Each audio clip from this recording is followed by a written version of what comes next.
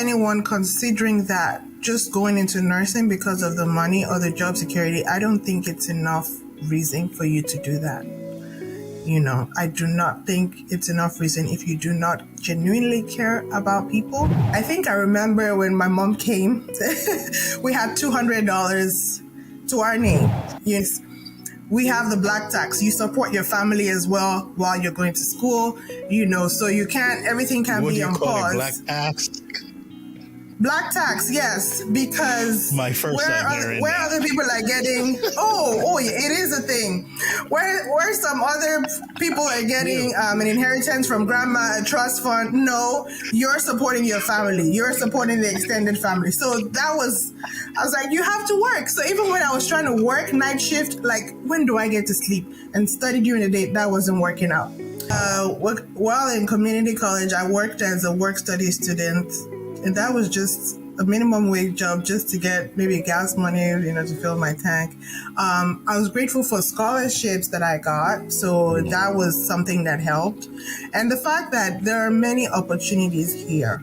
If you don't close yourself up, ask questions, interact with people, build a community, people are very willing to... After getting married, my husband was in Arizona, so we were there together. And I'm also so grateful for him. His name is Olufunso Ogungwadi. He Shout out was to you, a big support for me. Big support for me, because during clinicals, I had to look for a clinical rotation, and I would do a drive from Tucson to Phoenix, Arizona, a 2-hour drive. The plan was supposed to go Sunday night and come back Wednesday. We had a little, like a 1-year-old then, so he would be alone with the baby, do the drop off for a day. So I wouldn't see my baby, but I ended up not being able to leave Sunday night. I wanted to spend one night. If you know that you're both one, then whatever success your partner has is yours as well. So it shouldn't be a competition, but a collaboration, And people even have insurance. I'll say they're underinsured as well. The insurance company won't pay for this test that they think is important, that we as providers think is important for this person. Until you've proved that this has been done, they're not going to, and if the cost cannot be covered, then there's no way you can take care of that patient. I see. So we do need more of social services, some social reform to some extent.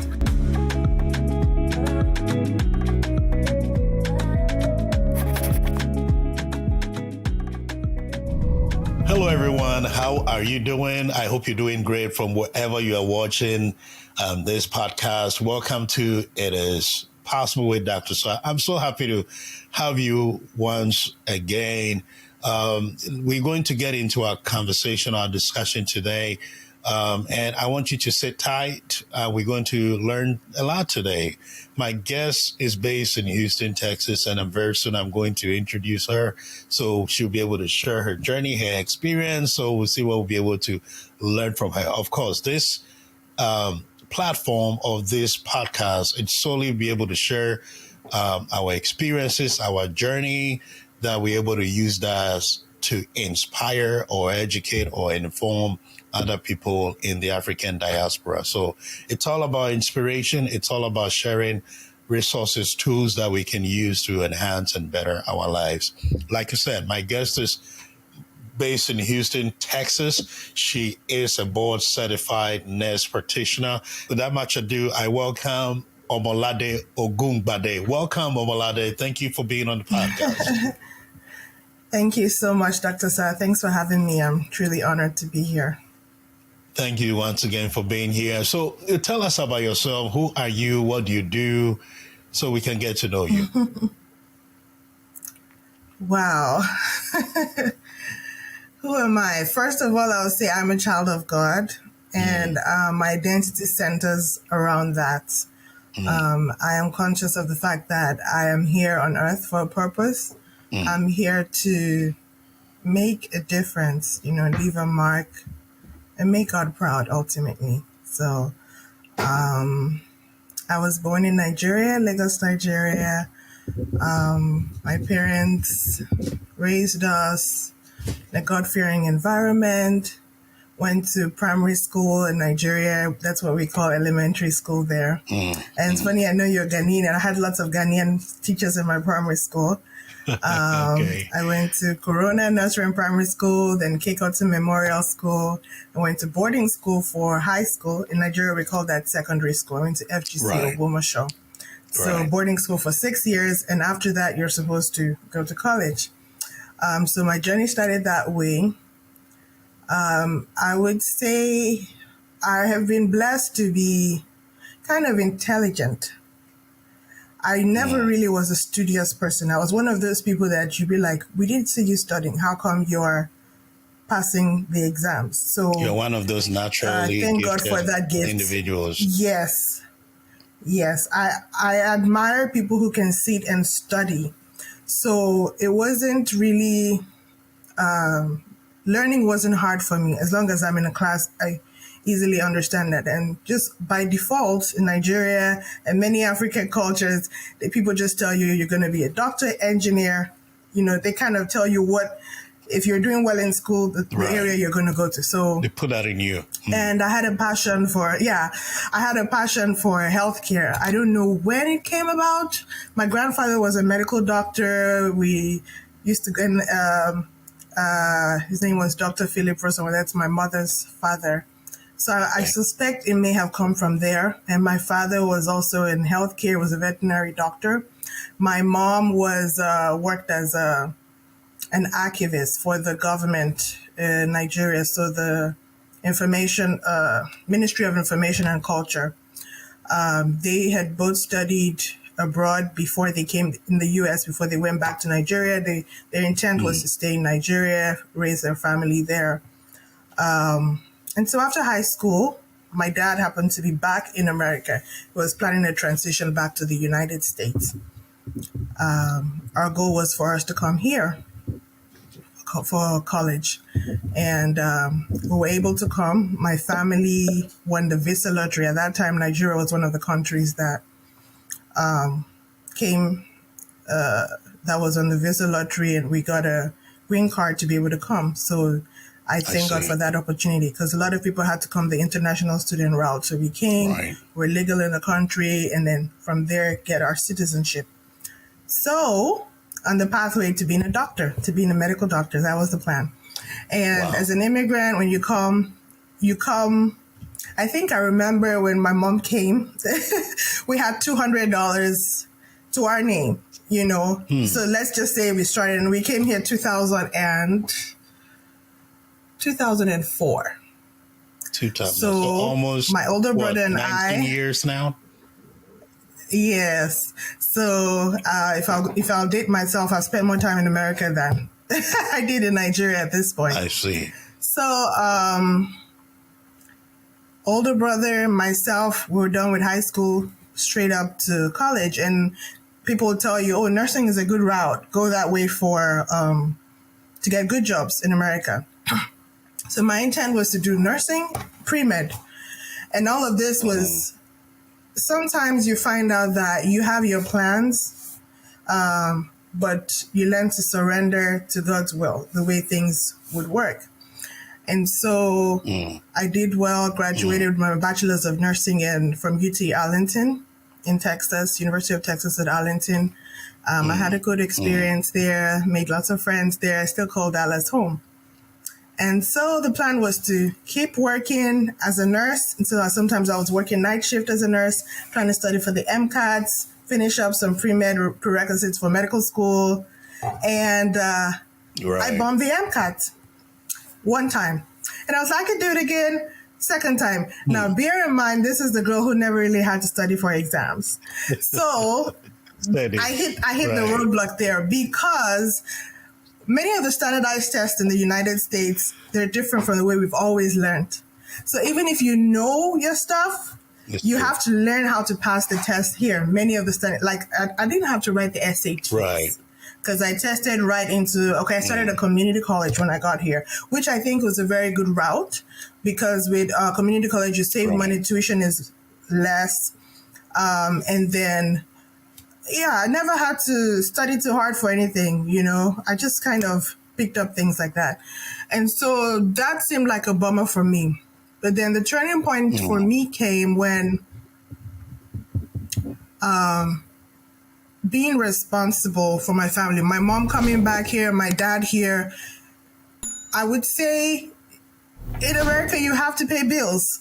Bills have to be paid. So I wasn't one of those who could just sit back and say my parents would support me. And that's the journey that a lot of immigrants, face.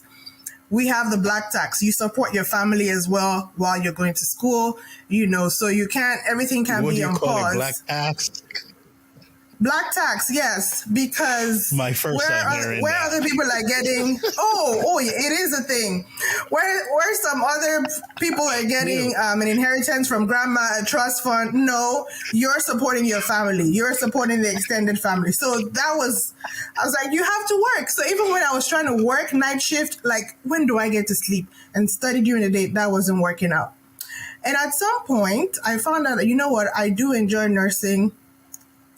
And I think I was peer pressured into going the nurse practitioner route because many of my friends were nurse practitioners. And actually, the day I turned in my application for the master's program, it was because my friends, two of my closest friends, they were in the school, like, just turn it in. They were like, just turn it in. Like, it wasn't, I don't even think I had thought it through. So I started that, and I started in November, I would say November 2014. And then my mom passed in February 2016. If I'm getting my date. No, February 2015. So barely 2 months after. Okay. So that was another process. Am I going the right track? Wow. Do you want me to keep telling the story? No. Just going into my story that way? No, you've given us great information. I want to just chew on what you've shared with us so far, and we can continue. And I like it where you're going. They always say a fruit doesn't fall far from the tree at all. I'm not surprised with your background, your grandfather being in the healthcare, your father being in the healthcare. Yeah. It definitely in the bloodline is almost similar to those that have the military background. Usually, if someone is in the military background, it's probably because maybe they are grandfather of someone back somewhere, and I don't know how that happened. I don't know if it gets to be genetic or it just exactly. I think it's something about the environmental conditioning. You don't know how you pick up some things. Maybe nobody expressly tells you, but in my case, my mom would kind of nudge towards it because she came from a family of 8 kids, and I think 1, 2, 3. She had 3 brothers who were medical doctors, and of course her father. Wow. And my dad was a veterinary doctor. So somehow subconsciously, just kind of linked that she would have. Yeah. And even when I decided I wanted to do the nurse practitioner route, because I was like, I don't think I wouldn't be able to give the full attention to studying for the MCAT. I just couldn't afford to not work and give my full committed time. I told myself, you know what? No, I just couldn't, because it takes a lot of dedication. Yeah, so even when I decided that I wanted to go the nurse practitioner route, my mom wasn't too happy with that. She kept telling me that, you can still apply to medical school. And truly, I believe I can do anything I set my mind to, but I think I just decided I didn't want to. And then medical school would be 4 years committed where I probably wouldn't be able to work. I don't think I could have afforded that,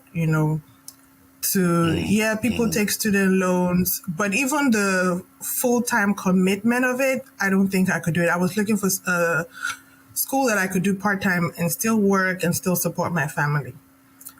So I started in November 2014 and she passed February 2015. And there was a pause. That was the most traumatic thing that ever happened to me. Now let's go back to how many people in my family. I'm an only girl. I have 3 brothers. So the bond between me and my mom was more like sisters. And maybe I'll send you a picture of her. Because when we're together, it was just a sister relationship. And then her coming back to the United States at an older age, she wasn't driving in the US. We would drive places together. So we were really, really close. And she passed away in my apartment. She was with me in Dallas. I wasn't home. I called 911 and then waited on the other end for an hour for a doctor from the hospital to call me and tell me my mom had died. So, Wow. and later on got to find out it was through a medical error. So for one whole year, I could not function. The only way I could describe it was my brain, my brain wasn't functioning right. I couldn't complete my sentences. If I tried to write a paper, I couldn't finish it. You know, I was just broken, and I didn't even know if I could keep living. That's how bad it was. And 3 months, for 3 months when she passed, I was blessed, you know, by God. I had a pastor then, Pastor Jeff and his wife. So since she passed away in my apartment, I could not stay in that apartment. And my lease, they wouldn't let me break the lease. So I had 3 more months before my lease was over. I stayed in my pastor's house because when I was in the apartment, I was hearing her washing dishes. It felt like I was hearing her. I felt her presence in the apartment. So we're just paying for an apartment, and I wasn't living. I lived with my pastor, my adopted parents, Pastor Jeff and Vixandra Daniel, and stayed there. And then now after these 3 months, went back to try to work in a hospital as a nurse. And I would sometimes run into the bathroom to cry because I was treating my mom for something. I was treating patients for something my mom died of. And I felt like I was in a healthcare field, and somebody failed me. Somebody failed my mom. Right. You know, they didn't take it serious. So that eventually, with God's grace, with God's strength, I was able to go back to school. Now that took me, the master's degree that was supposed to be 2 years and let's just get it done part-time while I work, ended up being a 5-year thing.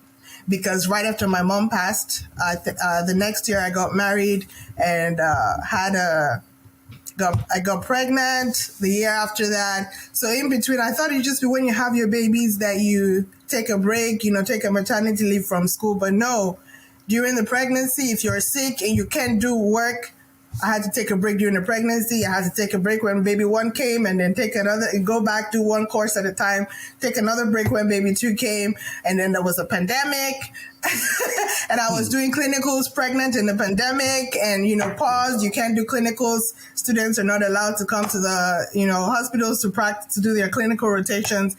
Anyway, long story short, to God be the glory, I ended up graduating with my master's degree in February 2021. Wow. And had the last baby, my second baby, in March 2021. Wow. And then, yeah, so that was that part. Next, baby was born in March. I paused to study for my boards and then passed my boards in November 2021. And then recently started working in my first full-time position as a nurse practitioner. So that in a nutshell was my educational route. Right. And a little bit about my background. I see. Wow. Coming to America, $200 to your name. You know, sometimes people don't know the reality of it because they always think when you come to America, it's roses. You know, the moment you come. And we pick money on trees. Hello, tell me about it.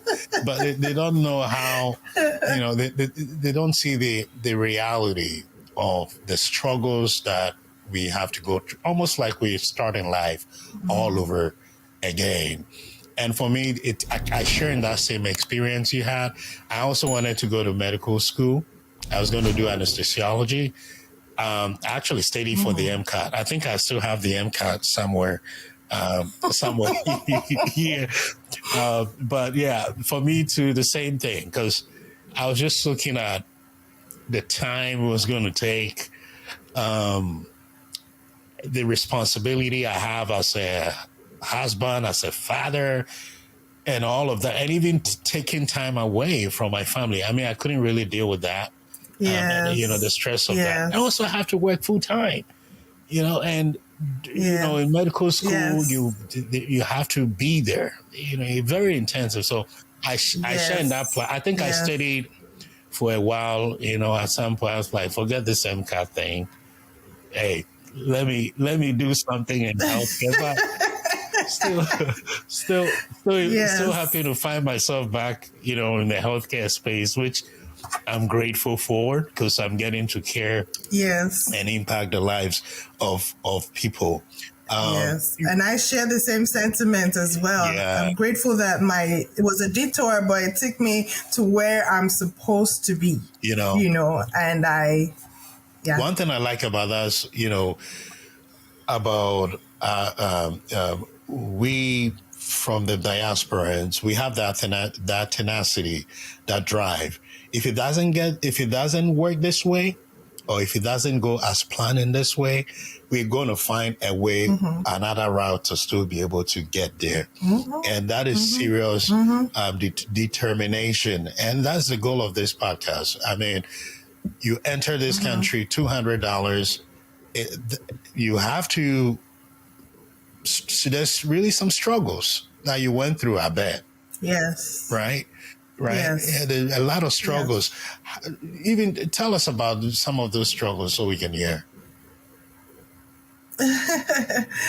Well, while in community college, I worked as a work study student, and that was just a minimum wage job just to get maybe gas money, to fill my tank. I was grateful for scholarships that I got. So that was something that helped. And the fact that there are many opportunities here.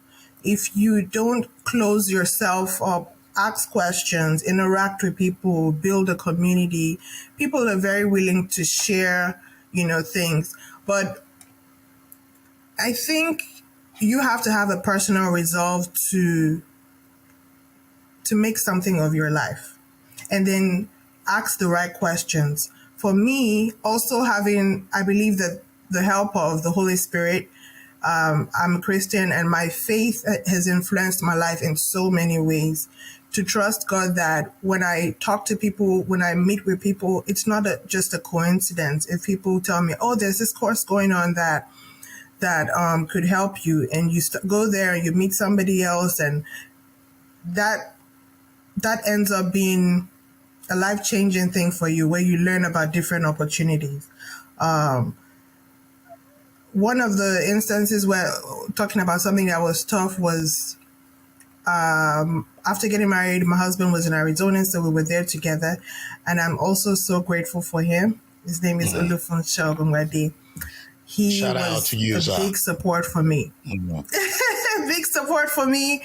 Because during clinicals, I had to look for a clinical rotation, and I would do a drive from Tucson to Phoenix, Arizona, a 2-hour drive. The plan was supposed to go Sunday night and come back Wednesday. And we had a 1-year-old then, so he would be alone with the baby, do the drop off for a day. So I wouldn't see my baby, but I ended up not being able to leave Sunday night. I wanted to spend one more night with the family. So I would go early Monday morning, maybe 6 a.m.-ish, to get there right at 8, start the clinic day.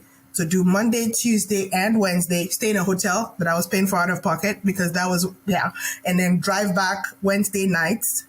He would have put the baby to bed, and then I would just see him Thursday, Friday. And I think I was working part-time then, so I would work Thursday and Friday. So that was one very memorable one, trying to do my clinicals. So having his support to help me go through to finish school. And then every night after a work day, even doing my papers, when it's bedtime, my laptop was my best friend. I was with my laptop in bed, and he would tell me good night. And exactly, because my side of the bed had the lamp on, and my laptop, that was the most comfortable spot for me, was on the bed to do my homework, trying to turn in your work before it's midnight kind of a thing. So I went to Walden University for my master's program. And so that was another transition I had to make to go to Walden, because with Walden, I was able to be in a different state and continue the classes that I had started. So, it was a big sacrifice finishing my master. When people talk about going for a doctorate, I'm like, working is easier than going to school. It's not easy to stay focused at school because there's so many distractions, especially now with the children. There's so many distractions. But I'm happy where I'm at right now, and God knows what the future holds. And we'll take it as it comes along, We'll take it as it comes along. I want to seize this moment to really congratulate the man or the spouses that are able to support Yes. their spouse to pursue their dream, Yes. especially to Yes. my African brothers. The thing is that where we come from, that is that is not preached about, or that is not the norm. Yes. But on this side of the world, it's totally different. It's a total different dynamic that we have to adjust to. And sometimes it's not comfortable, but it takes maturity to be able to know Yes. that, look, my wife wants to accomplish this. Let me give her all the support that she needs to be able to accomplish. Yes. When she's done with this, we are going to be able to live the life that Exactly. we want. When she's succeeding, Yes, and I'm he will say succeeding. it. He always She's says, he doing says, great. your nurse practitioner degree means that he went to school with me. Pretty much that's what he says. Like he went to school with me because we Where's did my it wife? together. Where's you my know? wife? Where's my Yeah. wife? The day I graduated, exactly. That's what my wife said. My wife said, now my title has We did it changed. together. I'm also a doctor because I went to this school Yeah. too. So Yes. Yes. that is hilarious to hear that.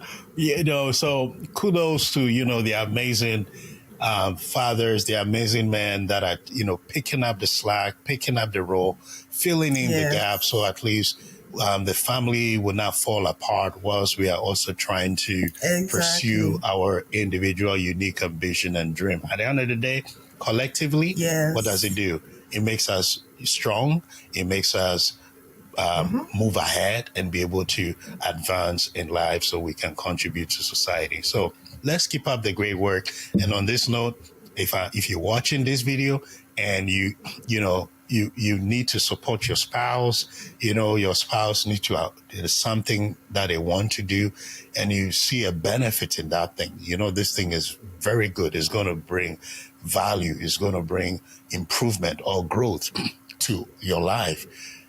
Why don't you jump in? Why don't you be that help? Why don't you be that support that he or she can lean on? Why are you double checking?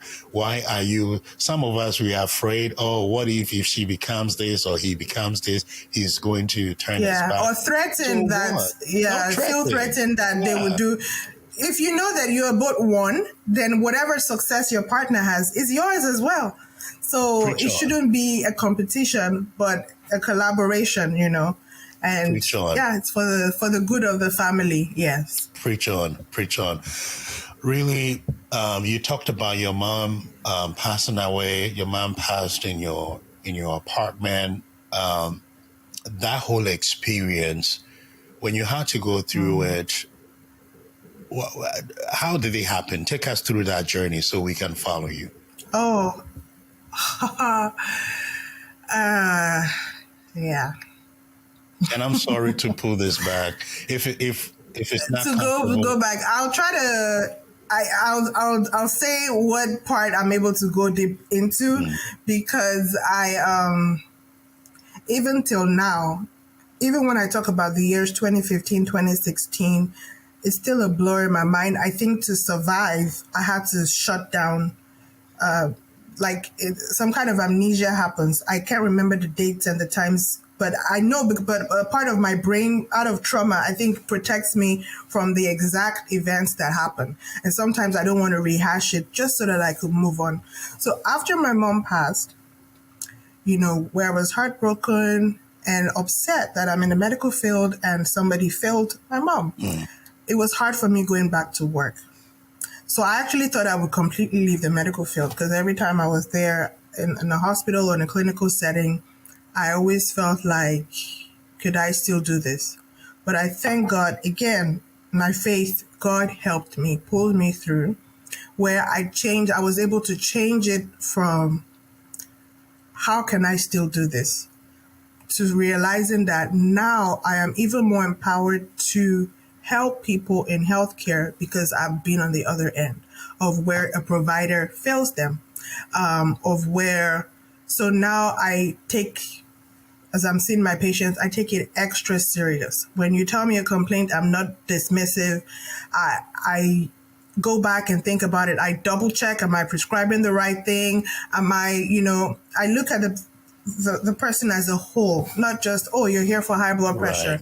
Right. But they're trying to tell you that they don't have transportation to go home. They're homeless. It's all connected. Right.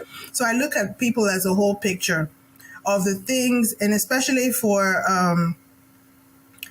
disenfranchised people who are minorities, vulnerable. people who have the vulnerable population. For women, we talk about the increased Black, you were talking about health equity, increased Black maternal mortality, Right. a lot of Black women not being listened to when they speak to their providers, a lot of, people just assuming Biases.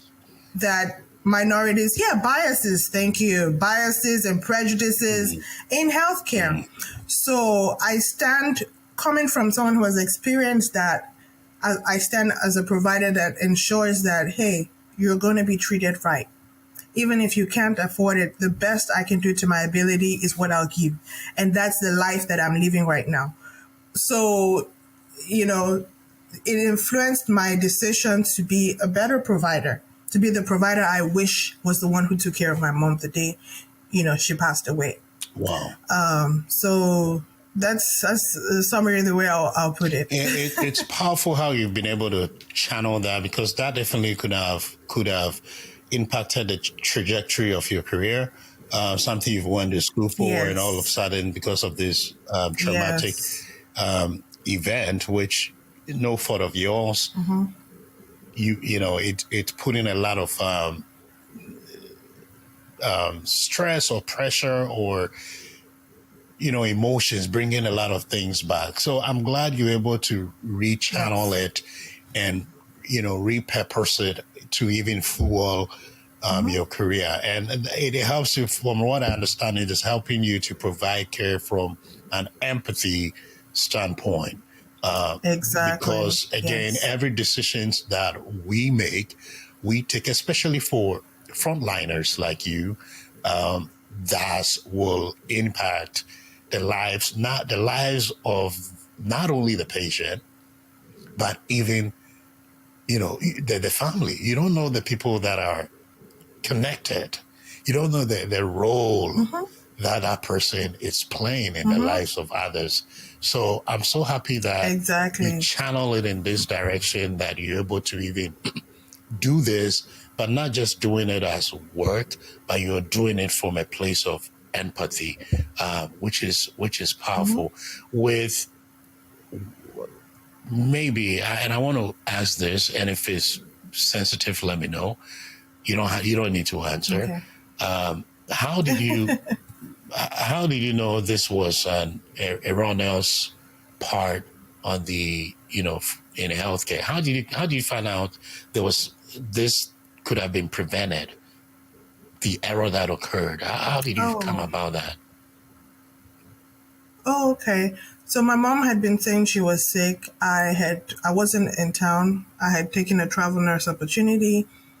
And the day before she passed, I told her, you know what, you have to go get checked out. It was the day before I traveled. I was telling her we have to go to the doctor, but she put it off. And that's one thing I would say. People should not put off their signs. A lot of women underplay the things they're feeling, because generally women kind of take care of everybody else but themselves. Sure.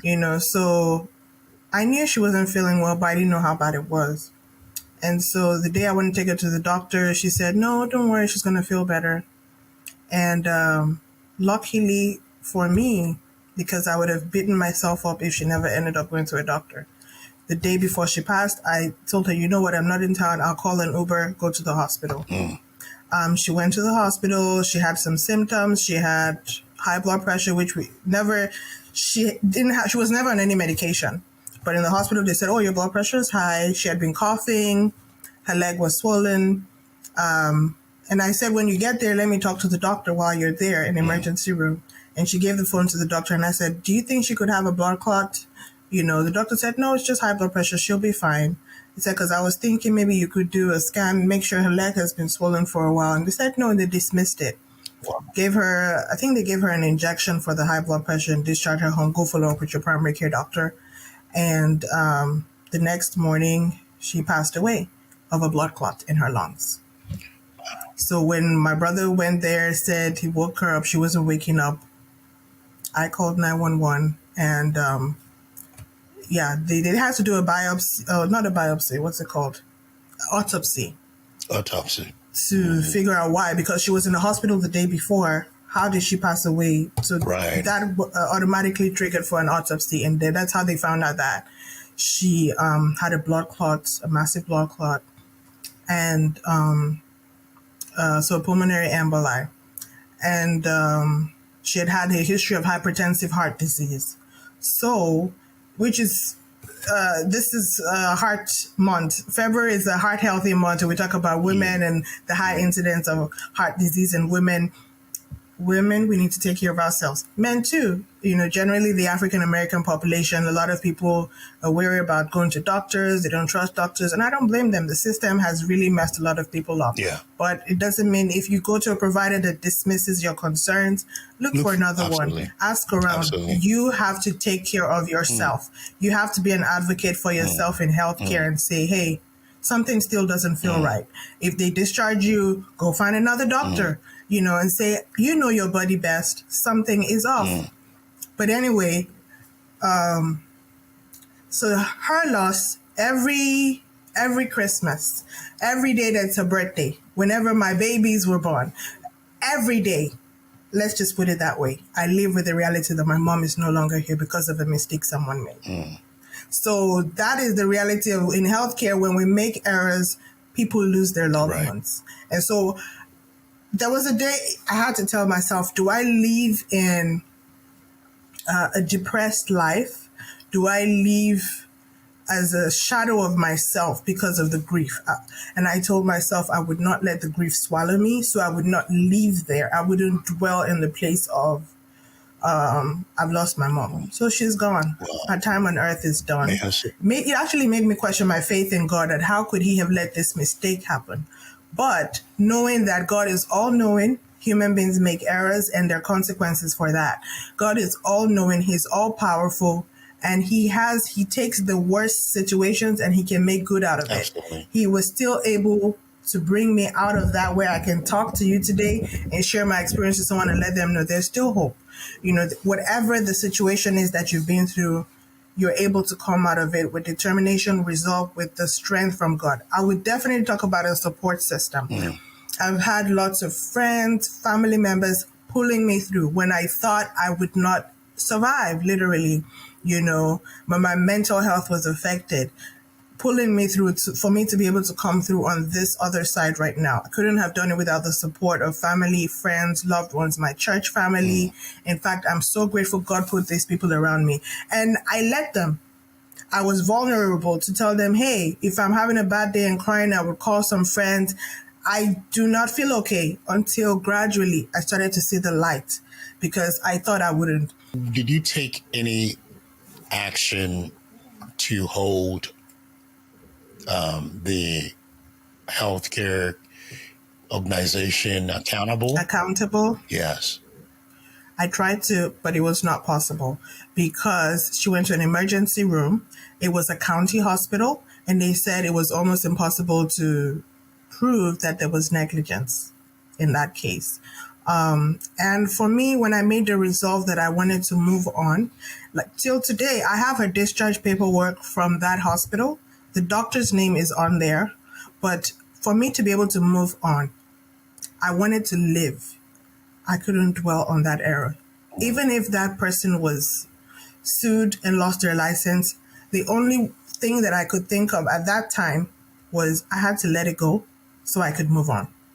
Because if I had dwelled in that and fixated on who that person was, I can't tell you the name of the doctor, but I know where the papers are somewhere in my house and I can go look. But I had to move on so that I could function. I knew there was an error. I was disappointed in the system, but I had to figure out what could I do to change it. Even if that doctor or that provider, it's not about the one doctor or the one provider. they knew what they did, because with the autopsy report, that autopsy went back to the hospital, and they could tell that this doctor did this. This person was here yesterday, and gave a wrong diagnosis that led to this person passing away. But even I thought I wanted an apology, but even an apology couldn't bring her back. So sometimes you may not be able to get the apology. You have to do what will work for you. For some people, getting a legal action, getting just something to hold on to as, a punishment for the other person may be the way that they're able to move on. But I knew that in my case, I just had to let everything go. And, it was a very pivotal time in my life. I was 20. See, this is where I'm bad with the dates, around that time. So if she passed away in 2015, and I was born in 1987, I was in my late 20s, maybe 27, something like that. 2015 minus 7, 28, about. So I was just, the very next year I got married. And I was getting into marriage with the grief of losing the best friend I ever had, my mom. Wow. Then you have children, and then until you have children, you don't know what it's like. Sure. Especially in America, without the support of, a newborn baby. Right. People don't come around your house and take care of the kids for you like they would in Nigeria. Right. Yeah, you're alone. So it was after I had my kids that I actually knew the value of my mom more, but she wasn't here for me to appreciate that. So that was, in my case, there was no apologies, there was no legal, no money came in my pocket as a result of that error. Let's just put it that way. Right. And, but I'm here, I'm standing, I'm okay. So one of the things that I do in that regard is I am a big voice for patient advocacy, a big voice for women. I have a passion for women in healthcare, for people who are not heard. I can get in a soapbox about, let me not even start talking about my own experience as a mother giving birth in the hospital, as a Black woman giving birth in America. That would be a whole nother episode. In fact, oh no. Wow. But yeah, I've just decided to every day, in whatever way I can, deal with the patients I'm with, making sure I try my best to provide the best care. And any way I can be a voice for someone who doesn't have that voice, I try my best to do that. So that was how I could move on.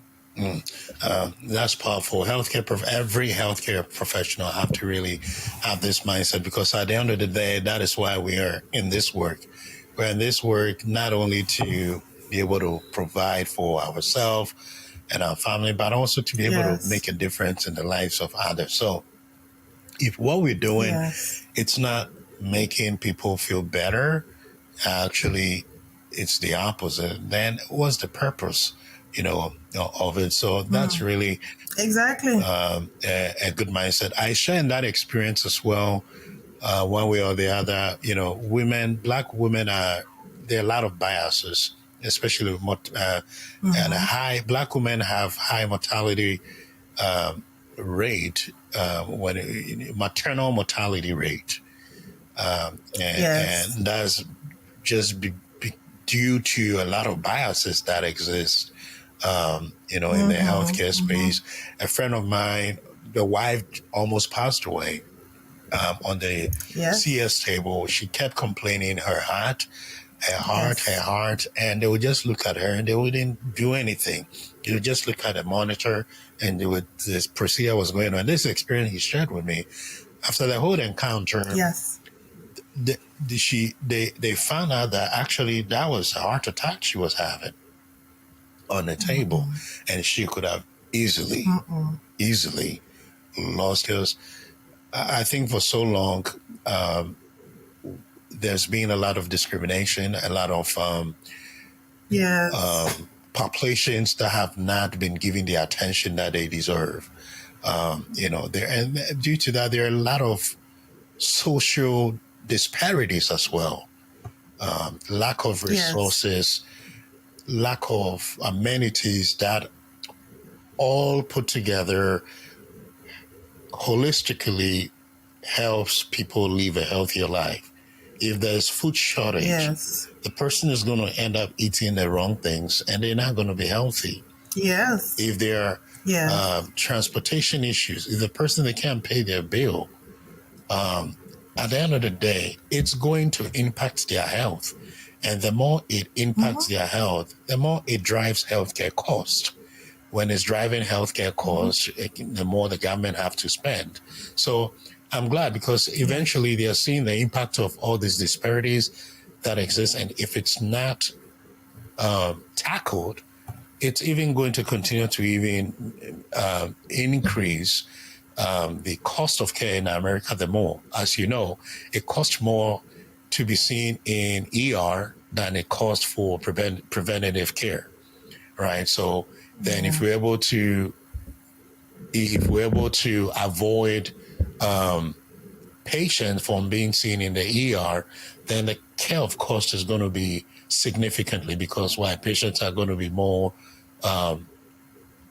receptive to following their care, seeing their primary care doctor, having a longitudinal type of care. Thank you so much for sharing about the experience with the passing of your mom. And on this note, may her soul rest in peace. I know she's watching down from heaven, proud of you, beaming with pride of how far her daughter have come.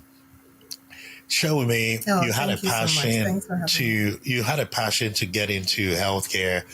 You are in healthcare space right now. How tough it is to be in the healthcare space at the moment? What are the challenges? Like any career, there are challenges. Right. It's for someone like me who's coming with a view that I want to help everybody. The reality of it is you're not able to do. There's some limitations to what you can do with the time that you can spend with a patient. So, for example, if I hear that someone cannot afford their medication, I wish I could put my hand in my pocket and buy it for them because I'm trying to tell them this is so important. You need your insulin. You need your diabetes medication. But if they have to choose between buying food and buying the medication, then they have to eat to live. Right. So one of the things is the problems that will come with poverty, problems that will come with reduced health illiteracy, people not knowing what they should do regarding their health. And there's also a pushback in America. A lot of people go to Dr. Google. So when you tell them, okay, all of the stuff that you're talking about, some conspiracy theories about your health, it's probably not true. It's not backed by research. Right. They feel like they already know what it is, without you saying anything. And then there's also the high cost of prescription medication. There's also inadequate access to primary care, preventive care. People are not able to reach the providers they need. And now especially after the COVID-19 pandemic, a lot of people need more mental health care resources. The system was stretched. A lot of providers are burnt out. Providers want increased pay and not to have to work so many hours to make ends meet to take care of their families. All of that on top of, hey, I have this passion and I want to do good, but sometimes the system may be stretched to its limit. So you can just do so much at a time.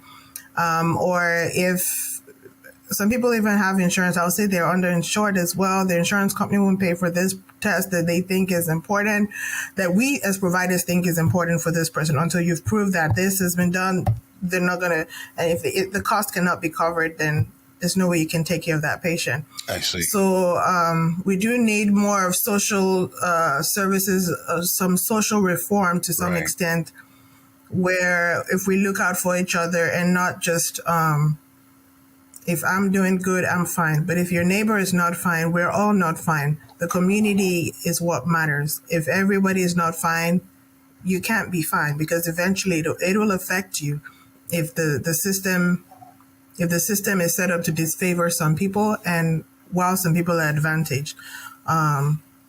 Makes Yeah, those sense. are some things I would say we face right now. Where with primary care, when you talked about people not having healthy food, it starts from there. If you don't have access to healthy food, clean water, safe environments where you can take a walk at night without being scared, where that it's dangerous, or children feeling safe to play in the streets, children eating healthy foods in their schools, starting from there, or even knowing how to take care of eat healthy, just because they never grew up learning how to eat healthy and they're overweight and obese from a young age, because those patterns have been there, it leads to disease eventually. Absolutely. So we have to start from the roots. There's a lot that we can keep doing, but I've learned that you can only choose so much. You can only just bite what you can chew. And do your own small role wherever you find yourself. Do it good. Do it very good. Don't be part of the problem. So as a provider, if you feel that you're getting burnt out, if you feel that you can't take it anymore, take a break, maybe switch careers. Have- If it gets to a point where you won't be able to provide good, safe care for people, it might be a turn to take a step back. We would rather have safe providers and people who care about patients be working in healthcare, have- not just being in there for the money. I see. You I know. see. Makes sense. Have you been burnt out before in your care? Oh, multiple times. Yeah, multiple times. Working as a nurse at the bedside, that is a very hard job. The nursing assistants, very hard job. The long shifts in the hospital. And I'm a new nurse practitioner starting, so I'm learning a lot. I won't say I'm burnt out just yet, but I'm still in the phase where I'm learning, having to start prescribing for patients, taking a full provider load gradually. I'm not even there yet. And I'm also grateful for the current company I work for giving me that support. So I've been burnt out in healthcare in the past, but that also taught me how to look out for myself. If I know, so some things are undisputable, I have to get a good night's sleep. If your body's sending you triggers that you're too exhausted, you need to take some time off from work and rest and reconnect with your family, reconnect with your friends. If you don't fill your cup, you can't help other people. So prioritizing your own self-care is key to as a healthcare provider so that you can be the best you can be, to take care of others. Put on your own mask first, before you can help others. So, yeah. I like that. I mean, if you can't take care of somebody good enough, if you yourself, if you are not in a Yes. position to be healthy, I like what you just said, because yesterday I was in my office just right at this table in the middle of juggling everything. And I just realized that I was not physically tired, but mentally tired.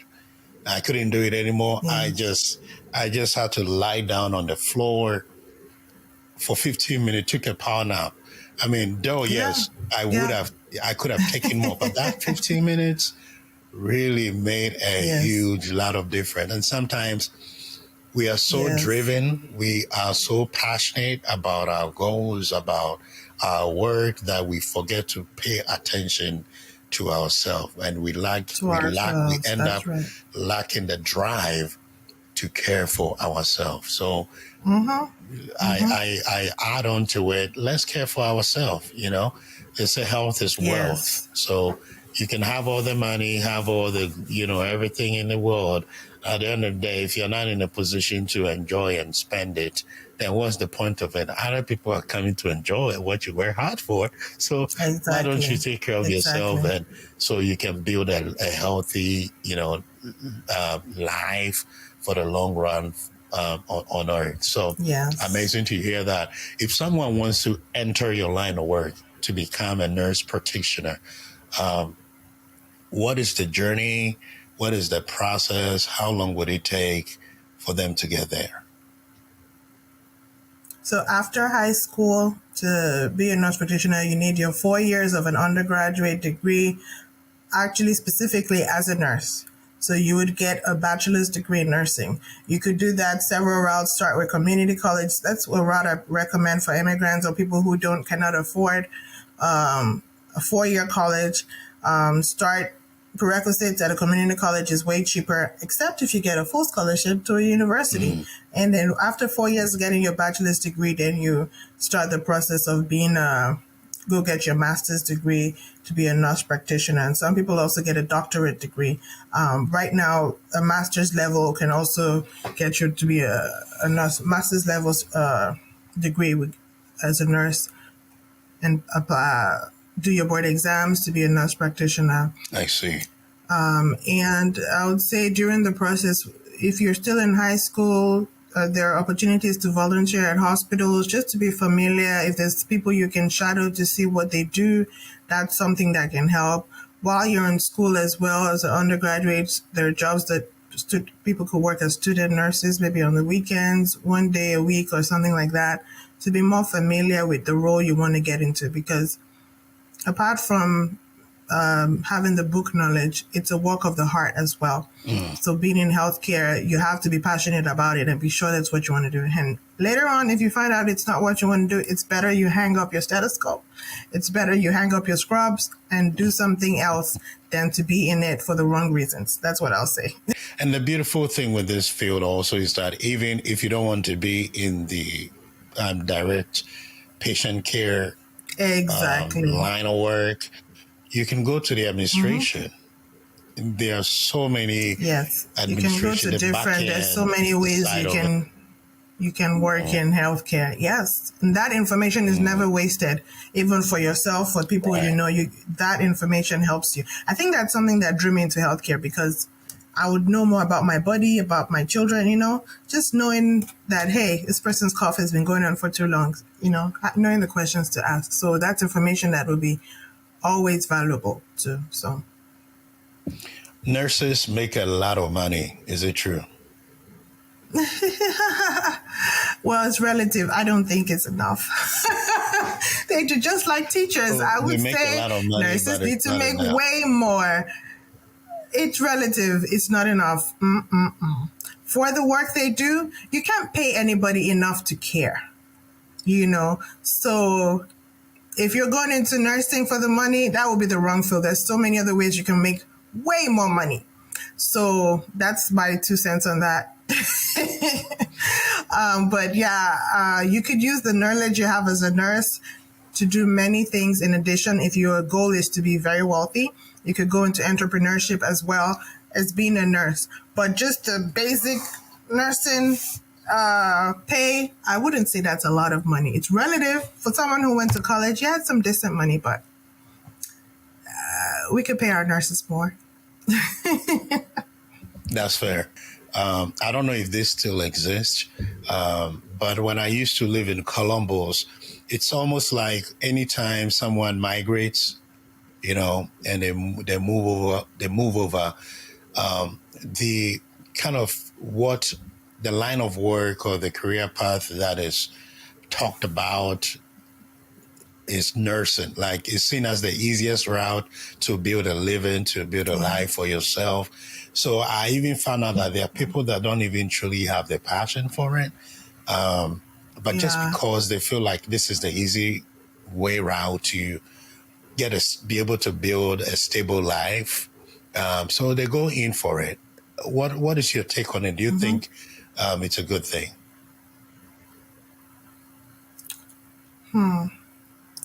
I don't think it's good if you sell yourself short of fulfilling your own passion in life.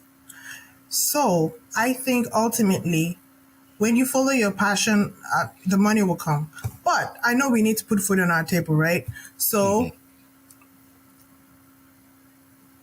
I would tell anyone considering that just going into nursing because of the money or the job security, I don't think it's enough reason for you to do that. You know, I do not think it's enough reason if you do not genuinely care about people. I don't think that's a good enough reason for you to go the nursing route or the healthcare route.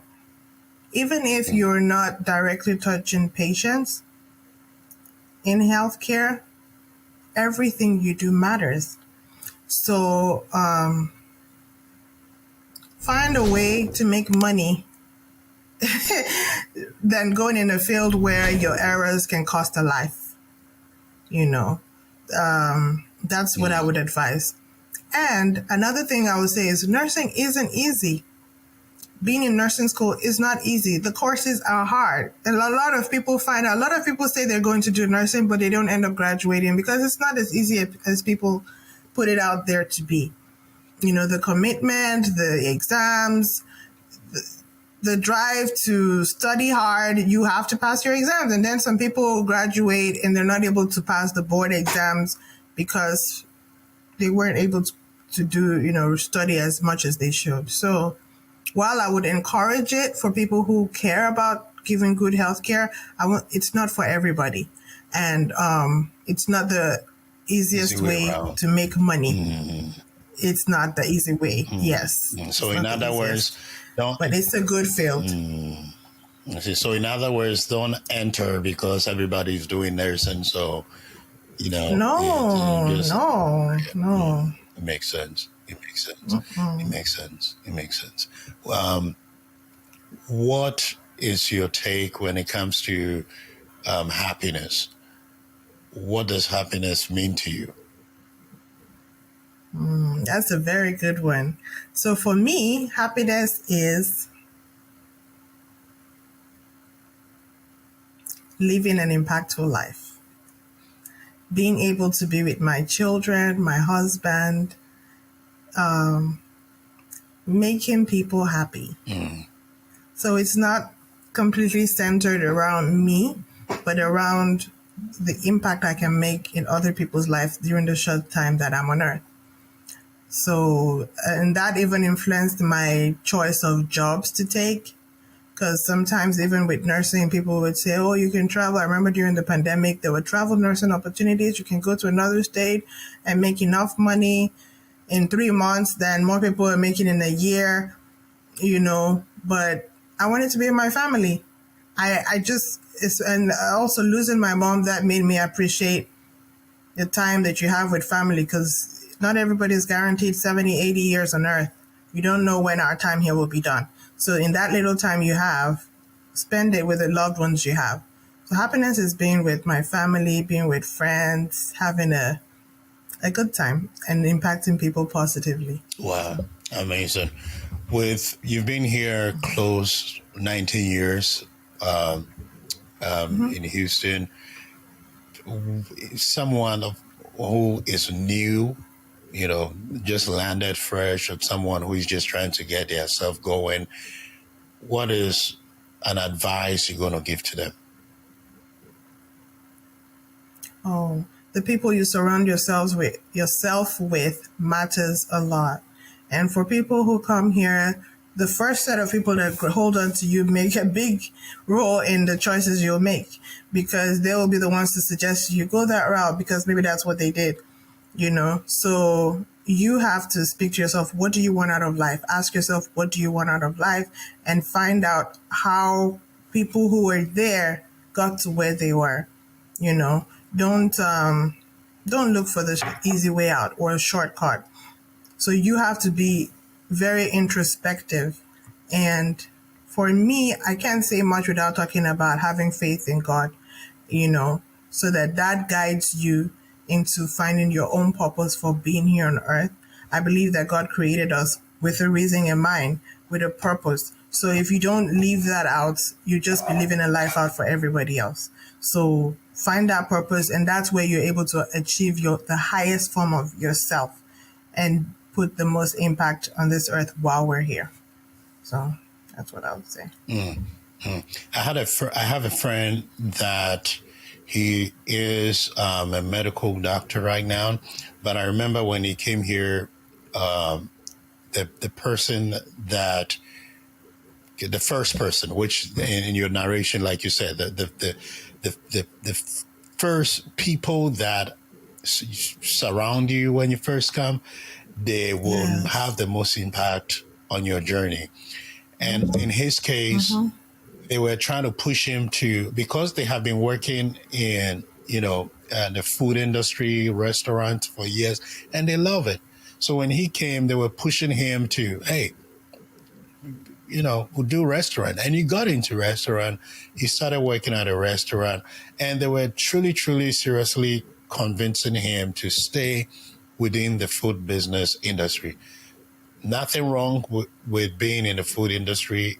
There's nothing wrong with that. If you work in a restaurant, Wendy's, McDonald's, it's absolutely nothing wrong. Hey, that's the way you're feeding for yourself.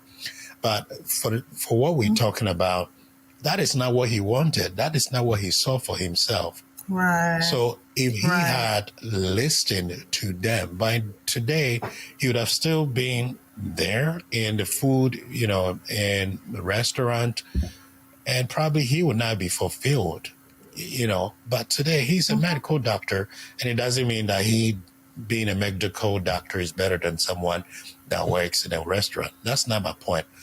I'm just also, I like what you just said, that you have to stay true to yourself, be introspective, assess yourself, know your purpose. What do you really want to do? And always have that in mind. Because if you don't have that in mind, what others see about you, they're going to persuade you to follow their own vision of your life. So then it boils down to, what do you see about your life? What do you see about yourself? So you'll be able to be the captain of your own ship. That's amazing. That's amazing. Well, Omolade, it has been great discussion with you. Thank you so much for really allowing us to follow through your journey in life, how you've been able to get to where you are, allowing us to learn from you. I wish you all the best. Definitely looking forward to more successes and more achievements and accomplishment from you. Thank you. Well, guys, I know you've enjoyed this discussion. If you are interested in Omolade's line of work, being a nurse practitioner, you've heard her experience, do your own research as well. I don't know if you're open to mentorship, if you're open to guidance, if someone needs guidance. I don't know if you're open to that. Right now, yes.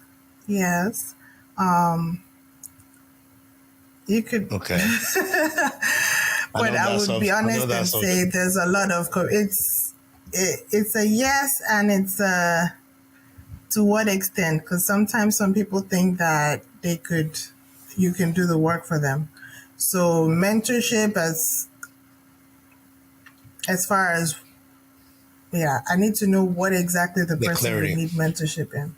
And I was saying, exactly. I like what you said.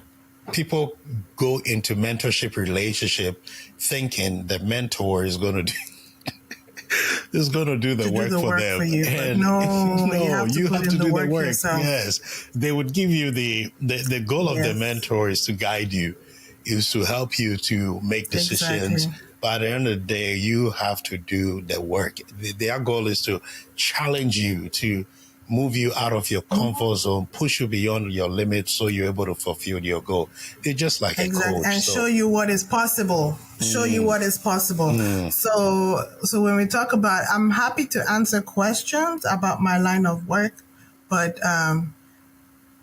whatever research you have to do, it's on the internet. Yeah. It's on the internet. But as far as, how did you make this transition to this, answering questions like that, I'm happy to. And you can reach me. If you search for my name, Omolade Ogungbade, on LinkedIn, that will be the best way to communicate with me. If you have questions about that line of work. Beautiful. I will just add this disclosure. Don't go on into Omolade's email box and be sending all kind of do the work yourself. Okay, don't be asking questions that really it's already. How do I apply to the university? Go to the university website. Absolutely. So people are busy, so make sure that you make the most out of their time. Thank you so much once again for being on the show. Oh, thank you so much for having me. And I think this is something really great that you're doing, Dr. Sir. Thank you. I appreciate it. Thank you for that feedback. Guys, hey, this is all we have for you today. Subscribe to be part of this community. I will keep bringing you people from different background, with different experience, so we can learn and enhance our knowledge. It doesn't mean you're probably going to follow their line of work, but again, it's all about learning. It's all about learning and enriching your knowledge. So be part of this community, subscribe, like this video, share with your friend. You never know who's going to learn from this video, like I always say.